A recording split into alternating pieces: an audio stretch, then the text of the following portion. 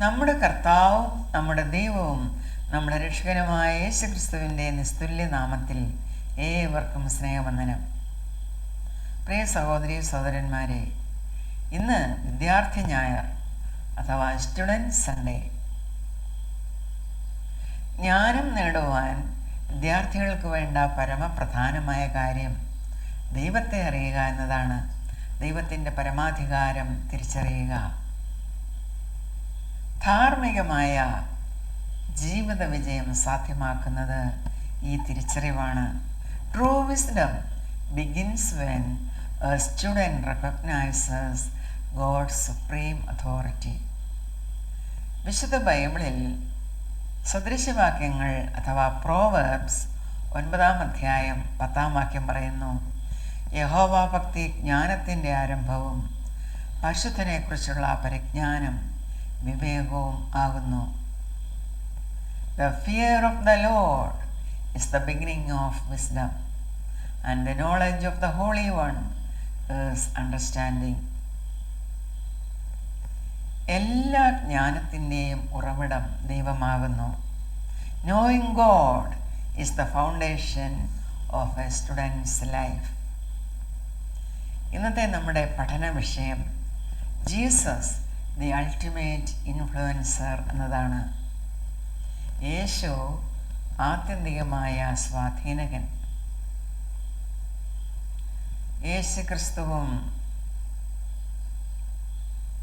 യേശുക്രിസ്തുവിൻ്റെ പഠിപ്പിക്കലുകളും എങ്ങനെയാണ് ഒരു വിദ്യാർത്ഥിയെ സ്വാധീനിക്കുന്നത്, അതാണ് നാം പഠിക്കുവാൻ പോകുന്നത്. നമ്മുടെ കർത്താവായ യേശുക്രിസ്തു ഈ ഭൂമിയിലായിരുന്നപ്പോൾ താനാണ് സത്യദൈവവും ലോകത്തിൻ്റെ വെളിച്ചവും എന്ന് ജനത്തിന് വെളിപ്പെടുത്തി. എന്നാൽ അന്നത്തെ പരീശന്മാർക്ക് അത് ഉൾക്കൊള്ളുവാൻ കഴിഞ്ഞിരുന്നില്ല. ഇന്നും ആർക്കെങ്കിലും ഈ യേശുക്രിസ്തു സത്യദൈവവും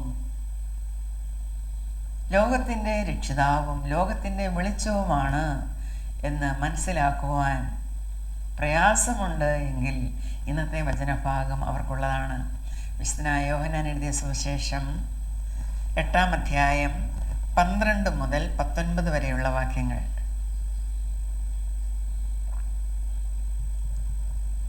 യേശു പിന്നെയും ജനത്തോട് സംസാരിച്ചു, ഞാൻ ലോകത്തിൻ്റെ വെളിച്ചമാകുന്നു.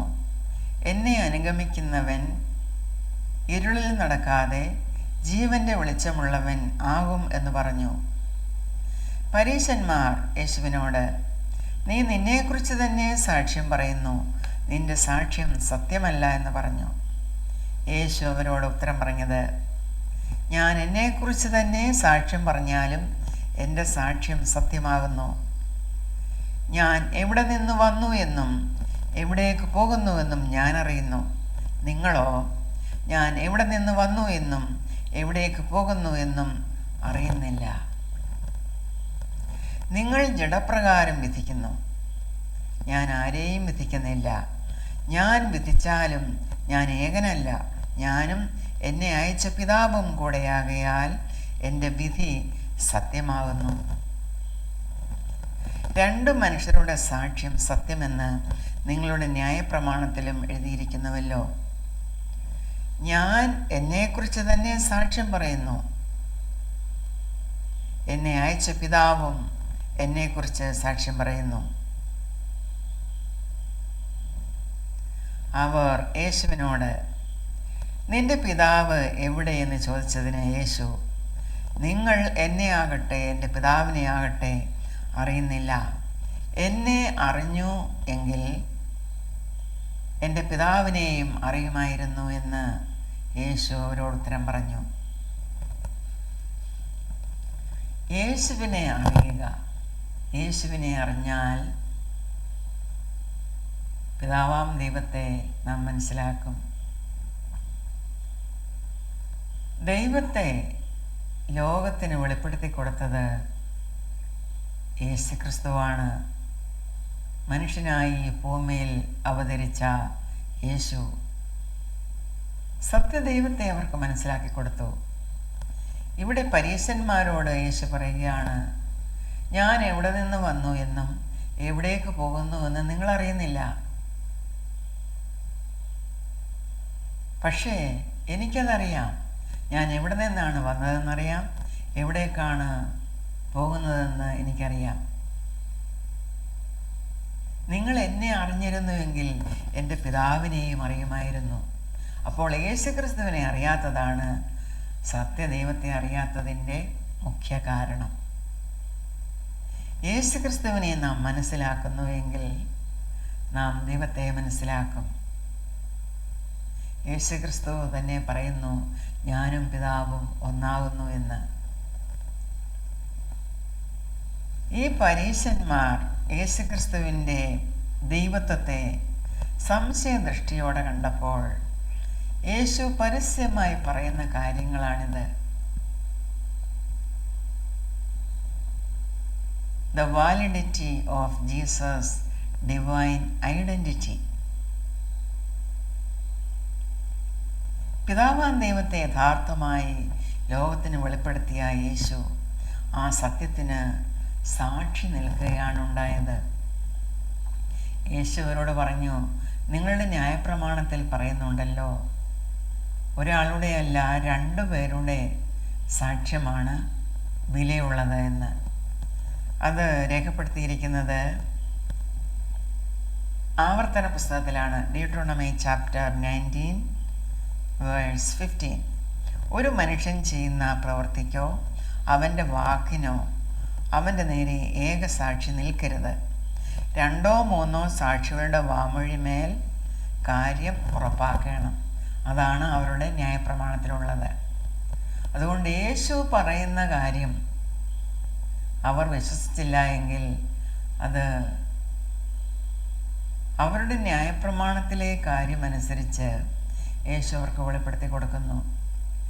ഞാൻ പറയുന്നു, ഞാൻ ലോകത്തിൻ്റെ വെളിച്ചമാകുന്നു, സത്യദൈവമാകുന്നു എന്ന്. അത് തന്നെയാണ് പിതാവാം ദൈവവും പറയുന്നത്. അപ്പോൾ യേശുക്രിസ്തുവും പിതാവാം ദൈവവും അങ്ങനെ 2 പേർ ഒരേ സത്യത്തിന് സാക്ഷി നിൽക്കുന്നു. അതാണ് നാം ഇവിടെ കണ്ടത്. വേഴ്സ് 15 ഞാൻ ഒന്നുകൂടെ വായിക്കാം. ഞാൻ ആരെയും വിധിക്കുന്നില്ല. ഞാൻ വിധിച്ചാലും ഞാൻ ഏകനല്ല, ഞാനും എന്നെ അയച്ച പിതാവും കൂടെയാകയാൽ എൻ്റെ വിധി സത്യമാവുന്നു. ഞാൻ എന്നെക്കുറിച്ച് തന്നെ സാക്ഷ്യം പറയുന്നു, എന്നെ അയച്ച പിതാവും എന്നെക്കുറിച്ച് സാക്ഷ്യം പറയുന്നു. അപ്പോൾ യേശുക്രിസ്തുവിൻ്റെ ഈ സാക്ഷ്യം നാം വിശ്വസിക്കണം. കാരണം സ്വർഗത്തിൽ നിന്ന് ഇറങ്ങി വന്ന ദൈവം അവനാണ്. അവൻ തന്നെയാണ് മാനവരാശിയെ രക്ഷിച്ചതിന് ശേഷം അവരുടെ പാപപരിഹാരത്തിനായി കാൽവറിയിൽ യാഗമായ ശേഷം മരിച്ച് കബറടക്കപ്പെട്ട് ഉയർത്തെഴുന്നേറ്റ് സ്വർഗാരോഹണം ചെയ്തത്. സ്വർഗത്തിൽ നിന്ന് വന്നവൻ സ്വർഗത്തിലേക്ക് കരയേറിപ്പോയി. യേശുക്രിസ്തുവിനെ തിരിച്ചറിയുന്നതാണ് യഥാർത്ഥ പരിജ്ഞാനം. യഥാർത്ഥ ജ്ഞാനം അവിടെയാണ് സാധ്യമാകുന്നത്. യേശുക്രിസ്തുവിൽ വിശ്വസിക്കുന്ന ഒരു വ്യക്തി യേശുക്രിസ്തുവിൻ്റെ സ്വാധീന ശക്തിയെ തിരിച്ചറിയും. വിദ്യാർത്ഥികൾ മനസ്സിലാക്കേണ്ടത് അവർ ദൈവത്തിൻ്റേതാണ്. ദൈവം അവരെ സ്നേഹിക്കുന്നു. ദൈവത്തിൻ്റെ കൽപ്പനകൾ അനുസരിച്ച് നടക്കണം എന്നതാണ് അവരെപ്പറ്റി ദൈവത്തിൻ്റെ ആഗ്രഹം. അഥവാ അവർ ദൈവത്തിൽ നകന്നു പോയെന്നാലും ദൈവത്തിൻ്റെ സ്നേഹവും കരുണയും അവരെ പിന്തുടരും. അവരെ നേർവഴിയിൽ കൊണ്ടുവരുവാൻ ദൈവം അവർക്ക് ശിക്ഷണം നൽകും. അവരെ ഡിസിപ്ലിൻ ചെയ്യും. കാരണം അവർ ദൈവമക്കളാണ്. ദൈവം തൻ്റെ നിത്യമായ സ്നേഹത്താലാണ് യേശുക്രിസ്തുവിൽ അവരെ സ്നേഹിച്ചിരിക്കുന്നത്. ഇപ്രകാരം ദൈവം തൻ്റെ വാഗ്ദത്തങ്ങൾ നൽകി തൻ്റെ നിത്യമായ സ്നേഹത്താൽ സ്നേഹിച്ച ഒരു വ്യക്തിയെ ഇന്നത്തെ സങ്കീർത്തന ഭാഗത്ത് നിന്ന് നമുക്ക് പഠിക്കാം. 89-ാം സങ്കീർത്തനം, Psalm 89 verses 19 through 37. ഇവിടെ ദാവീദിനെ പറ്റിയാണ് സംസാരിച്ചിരിക്കുന്നത്. അന്ന് നീ ദർശനത്തിൽ നിന്റെ ഭക്തന്മാരോട് അരുളി ചെയ്തത്, ഞാൻ വീരനായ ഒരുത്തന് സഹായം നൽകുകയും ജനത്തിൽ നിന്ന് ഒരു വൃതനെ ഉയർത്തുകയും ചെയ്തു.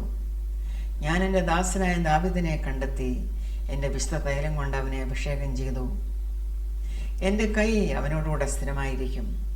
എൻ്റെ ഭുജം അവനെ ബലപ്പെടുത്തും. ശത്രു അവനെ തോൽപ്പിക്കുകയില്ല, വഷളൻ അവനെ പീഡിപ്പിക്കുകയുമില്ല. ഞാൻ അവൻ്റെ വൈരികളെ അവൻ്റെ മുമ്പിൽ തകർക്കും, അവനെ പകയ്ക്കുന്നവരെ സംഹരിക്കും. എൻ്റെ വിശ്വസ്തതയും ദയയും അവനോടുകൂടെ ഇരിക്കും. എൻ്റെ നാമത്തിൽ അവൻ്റെ കൊമ്പ് ഉയർന്നിരിക്കും. അവൻ്റെ കൈയെ ഞാൻ സമുദ്രത്തിന്മേലും അവൻ്റെ വലങ്കൈയെ നദികളുടെ മേലും നീട്ടുമാറാക്കും. അവൻ എന്നോട്, നീ എൻ്റെ പിതാവ്, എൻ്റെ ദൈവം, എൻ്റെ രക്ഷയുടെ പാറ എന്നിങ്ങനെ വിളിച്ചു പറയും. ഞാൻ അവനെ ആദ്യജാതനും ഭൂരാജാക്കന്മാരിൽ ശ്രേഷ്ഠനുമാക്കും. ഞാൻ അവന് എൻ്റെ ദയയെ നേക്കും കാണിക്കും. എൻ്റെ നിയമം അവന് സ്ഥിരമായി നിൽക്കും. ഞാൻ അവൻ്റെ സന്തതിയെ ശാശ്വതമായും അവൻ്റെ സിംഹാസനത്തെ ആകാശമുള്ള കാലത്തോളവും നിലനിർത്തും. അവൻ്റെ പുത്രന്മാർ എൻ്റെ ന്യായപ്രമാണം ഉപേക്ഷിക്കുകയും എൻ്റെ വിധികളെ അനുസരിച്ച് നടക്കാതിരിക്കുകയും എൻ്റെ ചട്ടങ്ങളെ ലംഘിക്കുകയും എൻ്റെ കൽപ്പനകളെ പ്രമാണിക്കാതിരിക്കുകയും ചെയ്താൽ ഞാൻ അവരുടെ ലംഘനത്തെ വടികൊണ്ടും അവരുടെ അകൃത്യത്തെ ദണ്ഡനം കൊണ്ടും സന്ദർശിക്കും. ദാവീദിന്റെ പുത്രന്മാർ ഇങ്ങനെ ദൈവത്തിൽ നിന്ന് അകന്നുപോയാൽ അവരെ ഡിസിപ്ലിൻ ചെയ്യും എന്നാണ് ഇവിടെ പറഞ്ഞിരിക്കുന്നത്. എങ്കിലും എൻ്റെ ദയയെ ഞാൻ അവങ്കിൽ നിന്ന് നീക്കിക്കളകയില്ല, എൻ്റെ വിശ്വസ്തതയ്ക്ക് ഭംഗം വരികയുമില്ല. ഞാൻ എൻ്റെ നിയമത്തെ ലംഘിക്കുകയോ എൻ്റെ അധരങ്ങളിൽ നിന്ന് പുറപ്പെട്ടതിന് ഭേദം വരുത്തുകയോ ചെയ്യുകയില്ല. ഞാൻ ഒരിക്കൽ എൻ്റെ വിശുദ്ധിയെ കൊണ്ട് സത്യം ചെയ്തിരിക്കുന്നു. ദാവീദിനോട് ഞാൻ ഭോഷ്ക് പറയുകയില്ല. അവൻ്റെ സന്തതി ശാശ്വതമായും അവൻ്റെ സിംഹാസനം എൻ്റെ മുമ്പിൽ സൂര്യനെ പോലെയും ഇരിക്കും. അത് ചന്ദ്രനെ പോലെയും ആകാശത്തിലെ വിശ്വസ്ത സാക്ഷിയെപ്പോലെയും എന്നേക്കും സ്ഥിരമായിരിക്കും. ഇവിടെ ദൈവത്തിൻ്റെ ദയയും വിശ്വസ്തതയുമാണ് നമുക്ക് കാണുവാൻ കഴിയുന്നത്. ദൈവം തൻ്റെ വിശുദ്ധിയെ കൊണ്ടാണ് സത്യം ചെയ്തിരിക്കുന്നത്. ദൈവം നമ്മോട് പറഞ്ഞിരിക്കുന്നതിനൊന്നും ഒരിക്കലും ദൈവം ഭേദം വരുത്തുകയില്ല. അത് സൂര്യനെ പോലെയും ചന്ദ്രനെ പോലെയും ആകാശത്തിലെ വിശ്വസ്ത സാക്ഷിയെപ്പോലെയും എന്നേക്കും സ്ഥിരമായിരിക്കും എന്നാണ് ദൈവം പറയുന്നത്. എത്രമാത്രം ഉറപ്പാണ് ദൈവം തൻ്റെ വചനത്തിൽ കൂടെ നമുക്ക് നൽകുന്നത്. ദൈവം കൂടെ ഉള്ളപ്പോൾ പ്രതിസന്ധി ഘട്ടങ്ങളിൽ ഒരുവൻ എങ്ങനെയായിരിക്കണം, പ്രത്യേകിച്ചും വിദ്യാർത്ഥികൾ എങ്ങനെയായിരിക്കണം എന്ന് നമ്മെ പഠിപ്പിക്കുന്ന ഒരു വചനഭാഗമാണ് തുടർന്ന് പഴയ നിയമത്തിൽ നാം പഠിക്കുവാൻ പോകുന്നത്. 2 Chronicles chapter 20 verses 12 to 20. Kingdom of ജൂദ ഭരിച്ചിരുന്ന ദൈവഭക്തനായ ഒരു രാജാവായിരുന്നു യഹോശാഫാത്ത്. തൻ്റെ രാജ്യം ആക്രമിക്കുവാൻ ചുറ്റുമുള്ള ചില രാജ്യങ്ങൾ വന്നു. അമ്മോന്യർ, മോവാബ്യർ, മെയൂന്യർ. അവർ ഇന്നത്തെ യോർദാന്റെ പ്രദേശങ്ങളിൽ ഉള്ളവരായിരുന്നു. ചാവുകടലിനക്കരെ നിന്നാണ് അവർ വന്നത്. യഹോശാഫാത്ത് രാജാവ് അത്യന്തം ഭയപ്പെട്ടു. വലിയൊരു സൈന്യമാണ് തൻ്റെ നേരെ വന്നിരിക്കുന്നത്. അവരോട് എതിർത്ത് നിൽപ്പാൻ തൻ്റെ ചെറിയ സൈന്യത്തിന് ശക്തിയില്ല. യഹോശാഫാത്ത് രാജാവ് ദൈവത്തെ അന്വേഷിക്കുവാൻ തീരുമാനിച്ചു. യഹൂദാദേശത്തെല്ലായിടവും ഒരു ഉപവാസം പ്രസിദ്ധം ചെയ്തു. ജനങ്ങൾ ആബാലവൃദ്ധം പ്രാർത്ഥനയോടും ഉപവാസത്തോടും യഹോവയുടെ ആലയത്തിൽ ഒത്തുകൂടി. തുടർന്ന് അവിടെ എന്താണ് സംഭവിച്ചത് എന്ന് നമുക്ക് വായിക്കാം. Verse 12 onwards. ഞങ്ങളുടെ ദൈവമേ, നീ അവരെ ന്യായം വിധിക്കയില്ലയോ? ഞങ്ങളുടെ നേരെ വരുന്ന ഈ വലിയ സമൂഹത്തോട് എതിർപ്പാൻ ഞങ്ങൾക്ക് ശക്തിയില്ല, എന്ത് ചെയ്യേണ്ടു എന്ന് അറിയുന്നതുമില്ല. എങ്കിലും ഞങ്ങളുടെ കണ്ണുകൾ നിങ്കിലേക്ക് തിരിഞ്ഞിരിക്കുന്നു.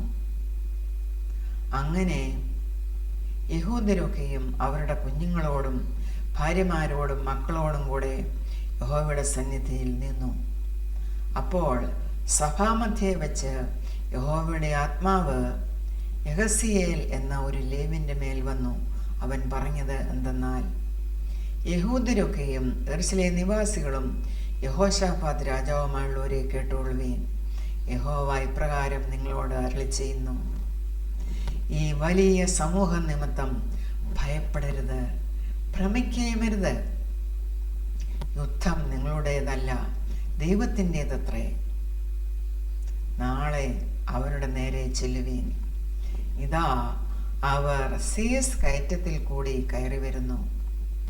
നിങ്ങൾ അവരെ യെരുവേൽ മരുഭൂമിക്കെതിരെ തോട്ടിൻ്റെ അറ്റത്ത് വെച്ച് കാണും.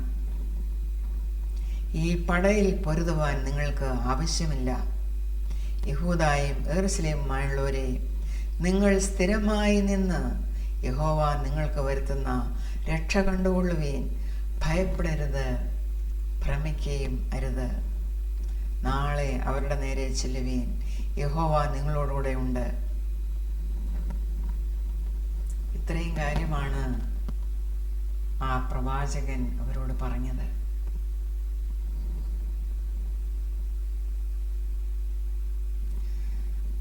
അപ്പോൾ യഹോശാഫാത്ത് സാഷ്ടാംഗം വണങ്ങി. യഹൂദരൊക്കെയും യെരൂശലേം നിവാസികളും യഹോവയുടെ മുമ്പാകെ വീണ് നമസ്കരിച്ചു. കാരണം ദൈവമാണ് പ്രവാചകനിൽ കൂടെ അവരോട് സംസാരിച്ചത്. അവരുടെ പ്രാർത്ഥനയ്ക്ക് ഉത്തരം ലഭിച്ചു. അവരെന്താണോ പ്രാർത്ഥിച്ചത് അതിനുത്തരമായി പ്രവാചകനിൽ കൂടെ ദൈവം അരുളി ചെയ്യുന്നു, നിങ്ങൾ ഭയപ്പെടരുത്, ഭ്രമിക്കുകയുമരുത്. നാളെ അവരുടെ നേരെ ചെല്ലുവീൻ. ഈ പടയിൽ പൊരുതുവാൻ നിങ്ങൾക്ക് ആവശ്യമില്ല. നിങ്ങൾ സ്ഥിരമായി നിന്ന് യഹോവ നിങ്ങൾക്ക് വരുത്തുന്ന രക്ഷ കണ്ടുകൊള്ളുവീൻ. ഇത് കേട്ടപ്പോഴാണ് അവർ വീണ് നമസ്കരിച്ചത്. മാത്രവുമല്ല, കൊഹാത്യരും കോരഹ്യരുമായ ലേവ്യർ ഇസ്രായേലിന്റെ ദൈവമായ യഹോവയെ അത്യുച്ചത്തിൽ സ്തുതിപ്പാൻ എഴുന്നേറ്റു. ഈ കെഹാത്യരും കോരഹ്യരും ദേവാലയത്തിൽ ശുശ്രൂഷ ചെയ്യുന്നവരാണ്. അവർ സംഗീതക്കാരാണ്. ആലയത്തിൻ്റെ വാതിൽ കാവൽക്കാരാണ്. ആലയത്തിലെ വിശുദ്ധ ഉപകരണങ്ങൾ ചുമക്കുന്നവരാണ്. അങ്ങനെ ആലയത്തിൽ നിൽക്കുന്ന സംഗീതക്കാർ ഒരുമിച്ച് എഴുന്നേറ്റു അത്യുച്ചത്തിൽ ദൈവത്തെ സ്തുതിക്കുവാൻ. ദൈവം ചെയ്ത ആ വലിയ രക്ഷ അത് കണ്ടുകൊണ്ടാണ് അവർ നന്ദിയോടെ ദൈവത്തെ സ്തുതിക്കുന്നത്. തുടർന്ന് അപ്പോസ്തല പ്രവൃത്തികളിൽ നിന്നൊരു വചനഭാഗം നമുക്ക് പഠിക്കാം. Acts of the apostles chapter 18 versus 24-28. ഈ വചനഭാഗത്ത് നാം കാണുന്നത് എഫേസ്യ സഭയിൽ പ്രസംഗിക്കുന്ന അലക്സാൻഡ്രിയക്കാരനായ അപ്പല്ലോസ് എന്ന യഹൂദ പണ്ഡിതനെയാണ്. വളരെ തീഷ്ണതയോടെയായിരുന്നു അദ്ദേഹം പ്രസംഗിച്ചത്. അന്ന് ആ സഭയിൽ മറ്റ് 2 മിഷണറിമാരുണ്ടായിരുന്നു, അക്വിലാസും പ്രിസ്കില്ലയും. ഇവർ പൗലോസ് അപ്പോസ്തലന്റെ സുവിശേഷ ഘോഷണത്തിൽ കൂട്ടുവേലക്കാരായിരുന്നു. പൗലോസ് അപ്പോസ്തലൻ കൊരിന്തിൽ നിന്ന് അന്ത്യോക്യയിലേക്ക് പോയപ്പോൾ ഇവരെ എഫേസ്യ സഭയിൽ വിട്ടിട്ട് പോയതാണ്. അപ്പല്ലോസിന്റെ പ്രസംഗം കേട്ട ഇവർ വളരെ ആശ്ചര്യപ്പെട്ടു. കാരണം അത്രമാത്രം എരിവോടെയാണ് അവൻ പ്രസംഗിച്ചത്. പക്ഷേ അപ്പല്ലോസിന്റെ പ്രസംഗത്തിലെ ചില പോരായ്മകൾ ഇവർ മനസ്സിലാക്കി. സഭാരാധനയ്ക്ക് ശേഷം അവർ അപ്പല്ലോസിനെ തങ്ങളുടെ ഭവനത്തിലേക്ക് ക്ഷണിച്ചു. അവിടെ വെച്ച് യേശുക്രിസ്തുവിനെ കുറിച്ചും യേശുക്രിസ്തുവിൻ്റെ മരണ പുനരുത്ഥാനങ്ങളെക്കുറിച്ച്, സ്വർഗാരോഹണത്തെക്കുറിച്ച്, പരിശുദ്ധാത്മാവിനെക്കുറിച്ച്, യേശുക്രിസ്തുവിൻ്റെ മടങ്ങിവരവിനെക്കുറിച്ചെല്ലാം അപ്പൊല്ലോസിനെ അവർ ഗ്രഹിപ്പിച്ചു, പഠിപ്പിച്ചു. അപ്പൊല്ലോസ് ഇതെല്ലാം പഠിക്കുവാൻ തക്കവണ്ണം, ഉൾക്കൊള്ളുവാൻ തക്കവണ്ണം മനസ്സുള്ളവനായിരുന്നു. ഫലമോ, ഗ്രീസിലേക്ക് സുവിശേഷ ഘോഷണത്തിനായി പോകുവാൻ താൻ ഇച്ഛിച്ചപ്പോൾ അതിനായി അദ്ദേഹത്തെ ഇവർ സഹായിച്ചു. അപ്പൊല്ലോസിനെ കൈക്കൊള്ളുവാൻ തക്കവണ്ണം അവിടുത്തെ സഹോദരന്മാർക്ക് എഴുതുകയും അവരെ ഉത്സാഹിപ്പിക്കുകയും ചെയ്തു. അവിടെ അപ്പൊല്ലോസ് പ്രാഗൽഭ്യത്തോടെ യേശുക്രിസ്തുവിനെ കുറിച്ച് പ്രസംഗിച്ചു. അവിടെ ഉണ്ടായിരുന്ന യഹൂദന്മാരെ ഖണ്ഡിച്ചു കളഞ്ഞു. അവരുടെ വാദഗതികളെ തിരുവെഴുത്തുകൾ തെളിയിച്ചുകൊണ്ട് അപ്പൊല്ലോസ് ഖണ്ഡിച്ചു കളഞ്ഞു എന്നാണ് നാം ഇവിടെ വായിക്കുന്നത്.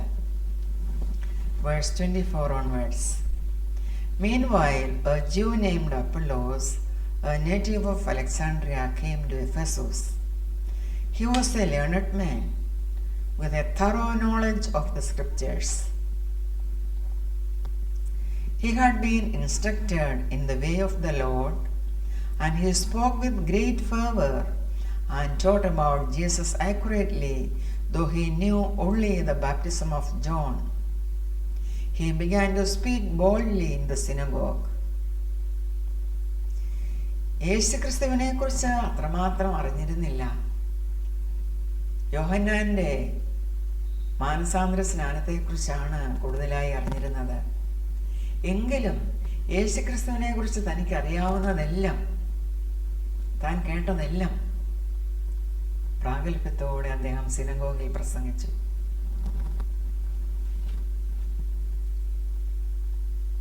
He began to speak boldly in the synagogue. When Priscilla and Aquila heard him, they invited him to their home and explained to him the way of God more adequately. അവർക്ക് മനസ്സിലായി ഈ Apollos യേശുക്രിസ്തുവിനെ കുറിച്ച് adequate knowledge ഇല്ല എന്ന്. അതുകൊണ്ടാണ് അദ്ദേഹത്തെ അവർ പഠിപ്പിച്ചത്. When Priscilla and Aquila heard him, they invited him to their home and explained to him the way of God more adequately. When Apollos wanted to go to Achaia or Greece, the brothers encouraged him and wrote to the disciples there to welcome him. On arriving, he was a great help to those who by grace had believed, for he vigorously refuted the Jews in public debate, proving from the scriptures that Jesus was the Christ.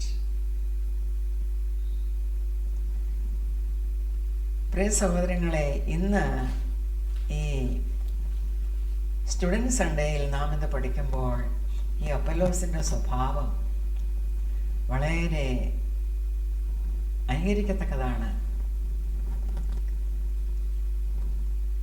വിദ്യാർത്ഥികളും അതുപോലെ തന്നെ ടീച്ചബിളായിരിക്കണം.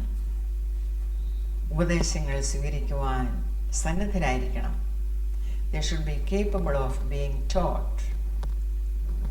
They should be receptive to instructions.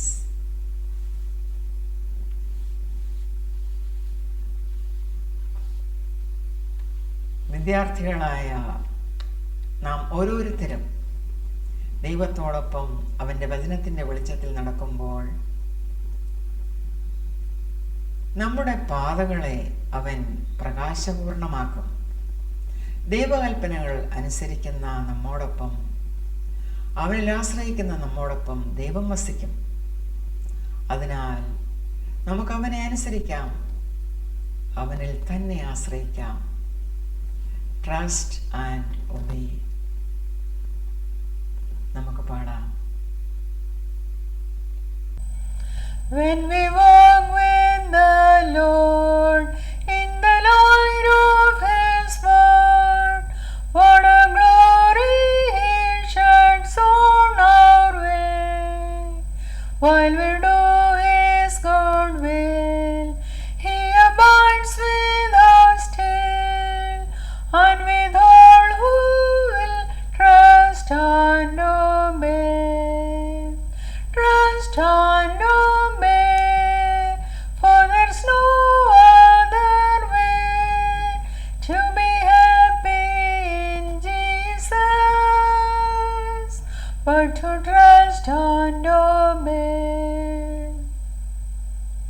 Not a shadow can rise, not a cloud in the skies, but a smile quickly drives it away. Not a doubt nor a fear, not a sign nor a tear can abide while we trust and obey. Trust and obey, for there's no other way to be happy in Jesus, but to trust and obey. Not a burden we bear, nor a sorrow we share, but out of He doth richly repay. Not a grief nor a loss, not a frown nor a cross, but is blessed if we trust and obey. Trust and obey, for there's no other way to be happy in Jesus, but to trust and obey. But we never can prove the delights of His love until all on the altar we lay. For the favor He shows and the joy He bestows are for them who will trust and obey. Trust and obey, for there's no other way to be happy in Jesus, but to trust and obey. Then in fellowship sweet we will sit at His feet, or will walk by His side in the way. What He says